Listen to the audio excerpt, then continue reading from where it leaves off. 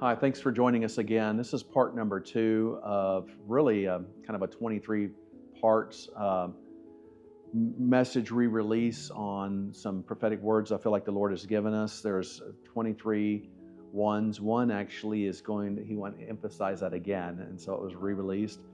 But we're going to go through these, each one, and this is number two. And the title of it is called The Time Ahead. And this was some prophetic message I felt like the Lord was sharing. And this was in August 13th of 2020.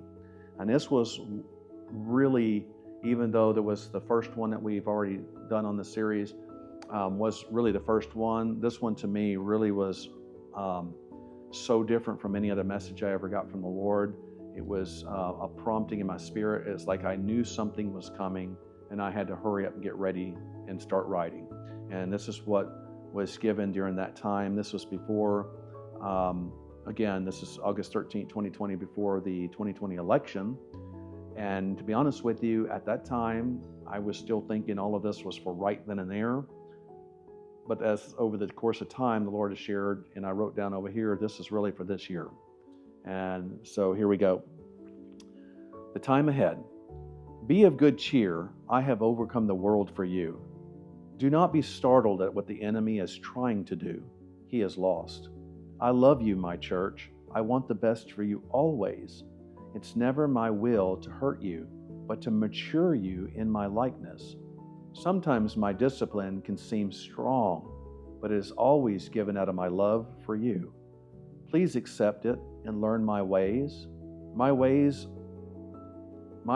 are ways of peace and joy, love and contentment. My ways are not hard, sharp, or uncaring. I will always provide for my bride, but my bride must listen to my instructions and take heed of them. If I lead in a way that does not seem right to you, my Spirit will give you that discernment to take a step anyway.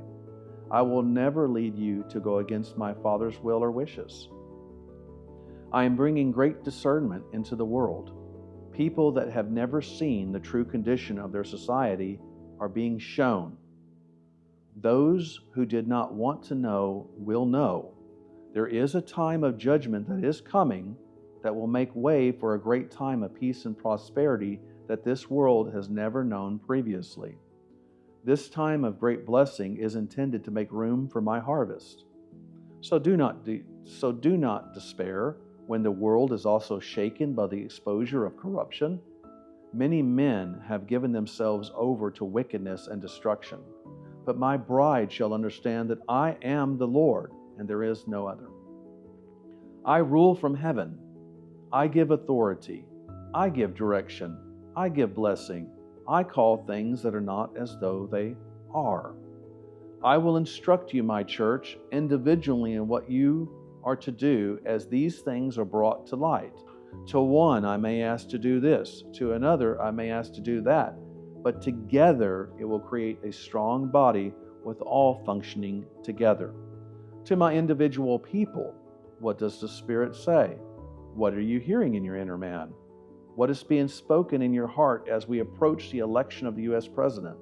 Does my Spirit speak of panic? Does my Spirit cause you to fear or be afraid? Does my Spirit nudge you with wisdom to prepare for the exposure of evil? Does my Spirit move you to make arrangements practically to care for your bodily needs for a very short season?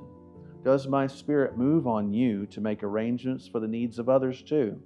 As I have spoken, I will always take care of my bride, but my bride must listen to and respond to me. I know all. I see all. Take courage, my church. I love you. And again, when we were thinking as it was related to the stuff about the 2020 election, it wasn't about that we had to go through this almost 4 years now. The people were not ready. The people were not awake. The depth of the corruption wasn't exposed yet. The people were still some 1 foot in, 1 foot out. But now the rallying point around the world is, and not just for America too, but around the world, there are so many people that, and it's not even shown on regular media station, how many people have risen up and saying, wait a minute here, We want freedom. You know, that's a heartbeat. That's a heartbeat. Wherever the Spirit of the Lord, there is what? There's freedom. It's in people's heart and mind to be free.